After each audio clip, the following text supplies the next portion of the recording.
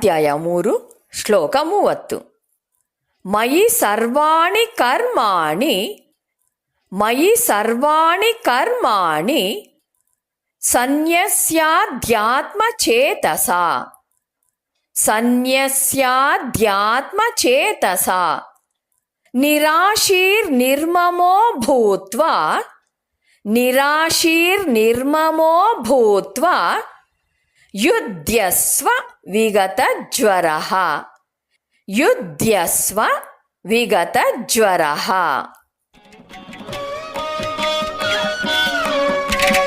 ಹೇಳಿಕೊಡುವುದನ್ನು ಅನುಸರಿಸಿ. ಮಯಿ ಸರ್ವಾಣಿ ಕರ್ಮಾಣಿ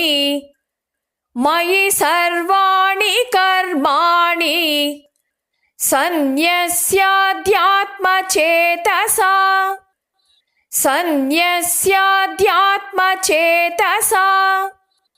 ನಿರಾಶೀರ್ನಿರ್ಮಮೋ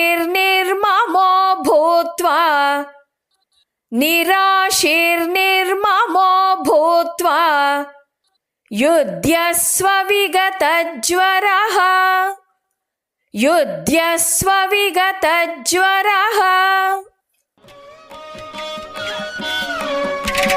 ಪೂರ್ಣ ಶ್ಲೋಕವನ್ನು ಅಭ್ಯಾಸ ಮಾಡೋಣ.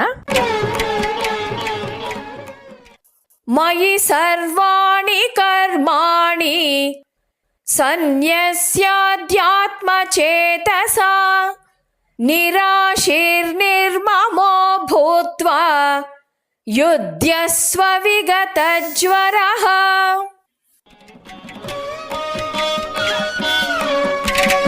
ಶ್ಲೋಕದ ಅರ್ಥವನ್ನು ತಿಳಿಯೋಣ.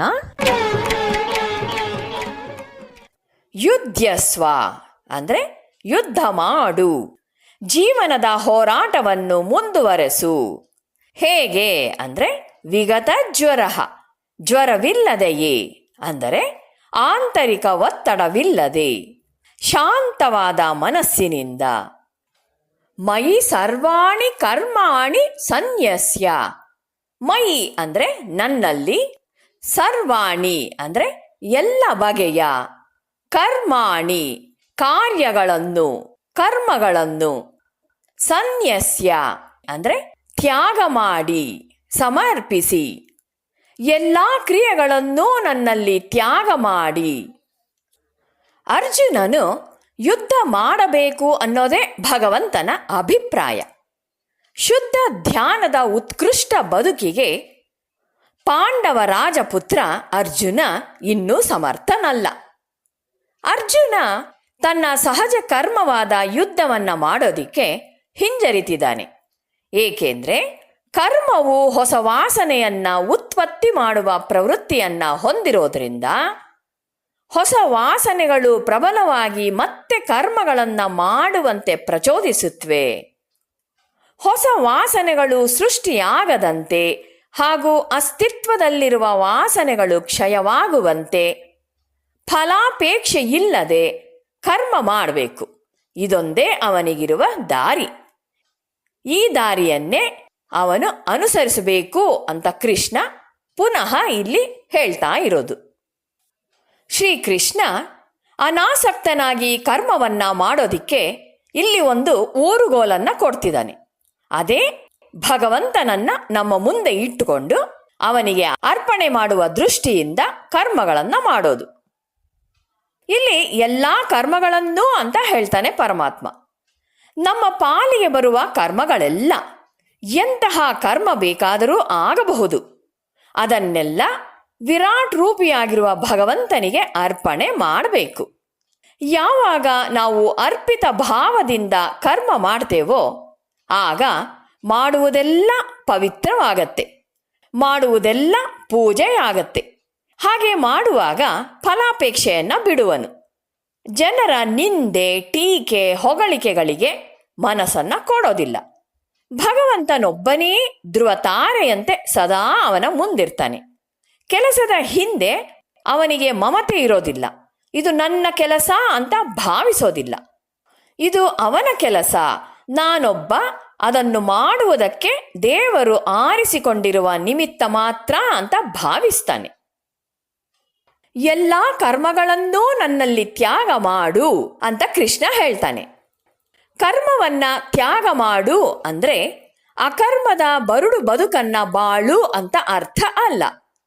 ಕರ್ಮ ಮಾಡುವಾಗ ಅಹಂಭಾವವಿಲ್ಲದೆ ನಿಸ್ವಾರ್ಥ ಭಾವದಿಂದ ಕೆಲಸ ಮಾಡಿ ಯಾವ ನಿರೀಕ್ಷೆಯನ್ನಾಗಲಿ ಯಾವ ಬಯಕೆಗಳನ್ನಾಗಲಿ ಇಟ್ಟುಕೊಳ್ಳದಿರು ಅಂತ ಅರ್ಥ. ಉದಾಹರಣೆಗೆ ಹಾವು.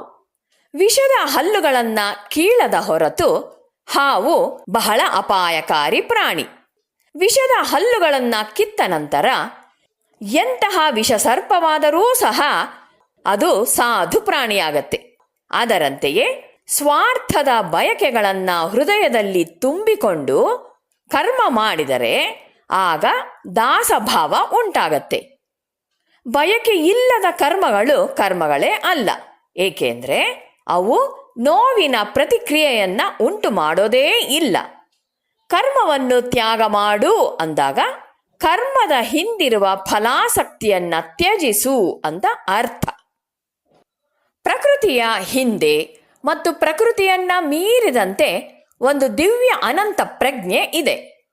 ಪ್ರಕೃತಿಯು ಅದರ ಆವಿರ್ಭಾವಿತ ಶಕ್ತಿ ರೂಪ. ಶ್ವೇತಾಶ್ವತರ ಉಪನಿಷತ್ತು ಹೇಳುವಂತೆ ಮಾಯಾಂತು ಪ್ರಕೃತಿಂ ವಿದ್ಯಾತ್ ಮಾಯಿನಂತು ಮಹೇಶ್ವರಂ ಅಂದ್ರೆ ಇಡೀ ಪ್ರಕೃತಿಯನ್ನ ಮಾಯೆ ಅಂತ ಹೇಳ್ತಾರೆ. ಪರಮಾತ್ಮನು ಈ ಮಾಯೆಯ ಒಡೆಯನು ಅಂತ. ಶ್ರೀರಾಮಕೃಷ್ಣರು ಹೀಗೆ ಹೇಳ್ತಿದ್ರು, ಮಂತ್ರಜಾಲ ಹಾಗೂ ಮಾಂತ್ರಿಕ. ಮಂತ್ರಜಾಲವು ನಿಜವಲ್ಲ, ಮಾಂತ್ರಿಕನು ಮಾತ್ರ ನಿಜ ಅಂತ.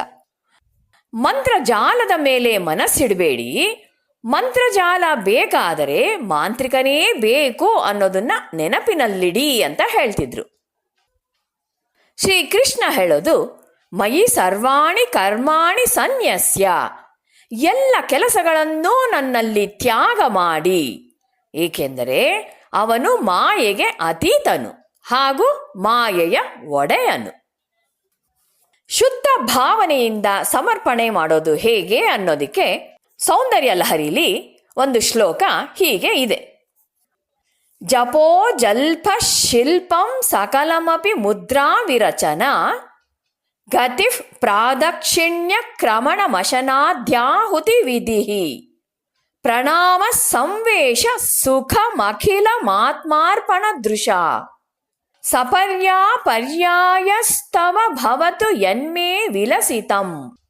ಅಂದ್ರೆ ಹೇ ಭಗವತಿ, ಆತ್ಮ ಸಮರ್ಪಣೆಯ ಭಾವದಿಂದ ನಾನು ಆಡಿದ ಮಾತೆಲ್ಲವೂ ಮಂತ್ರ ಜಪವಾಗಲಿ, ನಾನು ಮಾಡಿದ ಕೆಲಸವೆಲ್ಲ ಮುದ್ರಾ ಪ್ರದರ್ಶನವಾಗಲಿ, ನನ್ನ ನಡಿಗೆಯೆಲ್ಲ ನಿನಗೆ ಮಾಡಿದ ಪ್ರದಕ್ಷಿಣೆಯಾಗಲಿ, ನಾನು ಆಹಾರ ತೆಗೆದುಕೊಳ್ಳುವುದೆಲ್ಲ ನಿನಗೆ ಆಹುತಿಯಾಗಲಿ, ನಾನು ಮಲಗಿ ಹೊರಳಾಡುವುದೆಲ್ಲ ನಿನಗೆ ಸಾಷ್ಟಾಂಗ ಪ್ರಣಾಮವೆನಿಸಲಿ, ಶಬ್ದ ಸ್ಪರ್ಶ ರೂಪ ರಸ ಗಂಧಗಳಿಂದುಂಟಾಗುವ ಸುಖವೆಲ್ಲ ನಿನ್ನ ಪೂಜೆಯಾಗಲಿ.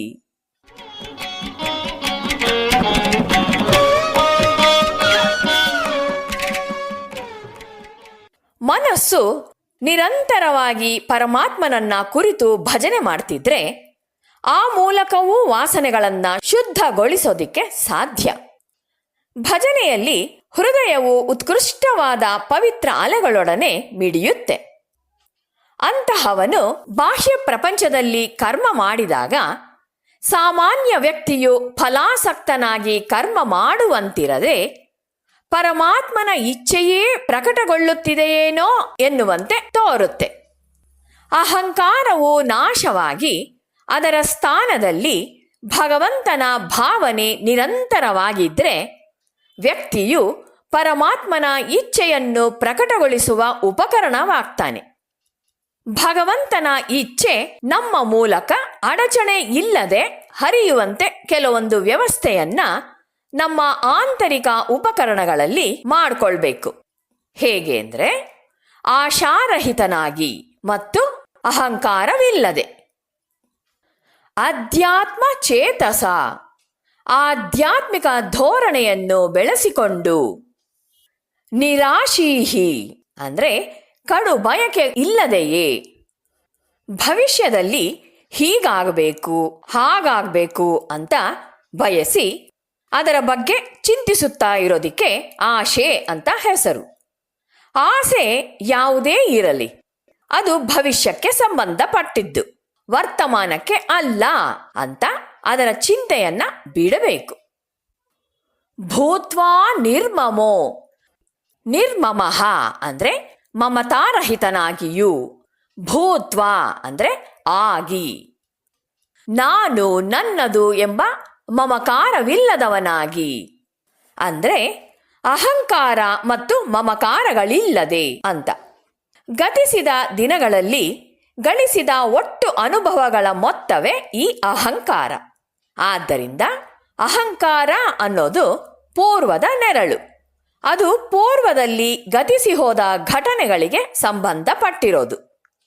ಅಹಂಕಾರವಿಲ್ಲದೆ ಅಂದಾಗ ಪೂರ್ವದ ದಿನಗಳ ಅನುಭವಗಳನ್ನೆಲ್ಲ ಮರೆತು ಅಂತ ಅರ್ಥ. ಹೀಗೆ ಆಸೆ ಅನ್ನೋದು ಇನ್ನೂ ಹುಟ್ಟದ ಭವಿಷ್ಯದ ಕೂಸಾದರೆ, ಅಹಂಕಾರ ಅನ್ನೋದು ಗತಿಸಿ ಹೋದ ಪೂರ್ವದ ನೆನಪು ಅಂತ ಹೇಳ್ಬೋದು. ಗತಿಸಿದ ಗಳಿಗೆಗಳಲ್ಲಿ ಅಥವಾ ಇನ್ನೂ ಹುಟ್ಟದ ಭವಿಷ್ಯದ ಗಳಿಗೆಗಳಲ್ಲಿ ಬದುಕುವ ಪ್ರಯತ್ನವೇ ಅಹಂಕಾರ ಮತ್ತು ಆಸೆ ಅಂತ ಹೇಳ್ಬೋದು. ದುಃಖದ ವಿಷಯ ಏನು ಅಂದರೆ, ಚೈತನ್ಯ ಭರಿತವಾದ ವರ್ತಮಾನದ ಗಳಿಗೆಯಲ್ಲಿ ಬದುಕುವ, ಪ್ರಗತಿ ಹೊಂದುವ ಮತ್ತು ಆನಂದ ಪಡುವ ಭಾಗ್ಯ ನಮಗಿಲ್ಲ. ಆದ್ರಿಂದ ಕೃಷ್ಣ ಆಸೆ ಮತ್ತು ಅಹಂಕಾರ ಇವೆರಡನ್ನೂ ತ್ಯಜಿಸಿ ಕರ್ಮ ಮಾಡು ಅಂತ ಅರ್ಜುನನಿಗೆ ಉಪದೇಶಿಸ್ತಾ ಇರೋದು.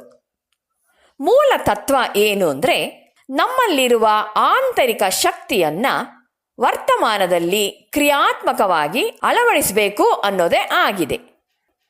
ನಮ್ಮ ಆಂತರಿಕ ವ್ಯಕ್ತಿತ್ವದಲ್ಲಿನ ಚೇತನವನ್ನ ಭೂತ ಮತ್ತು ಭವಿಷ್ಯತ್ತಿನ ಅಹಂಕಾರ ಮತ್ತು ಆಸೆಗಳಿಂದ ತಡೆ ಹಿಡಿಯದೆ ವರ್ತಮಾನದಲ್ಲೇ ಕರ್ಮ ಮಾಡುವುದರ ಮುಖಾಂತರ ವ್ಯಕ್ತಪಡಿಸಬೇಕು.